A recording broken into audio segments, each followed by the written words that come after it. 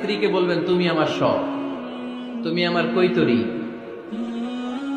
তুমি আমার টুনটুনি, তুমি আমার ময়না পাখি, তুমি আমার সোনা পাখি। ওই যে কয় কলিজা, তার মানে প্র্যাকটিস চলে বাসায়। আর কি ডাকেন ভাবিরে, কি ডাকেন বলেন?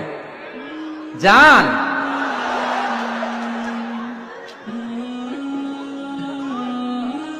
জান ডাকেন। আর ভাবি কি ডাকে আপনাদেরকে? বাবু। কি ডাকে? বাবু ডাকে। আর কি ডাকে? হ্যাঁ, বেবি। পোলাপান কত দুষ্ট দেখছেন, বেবি ডাকে নাকি?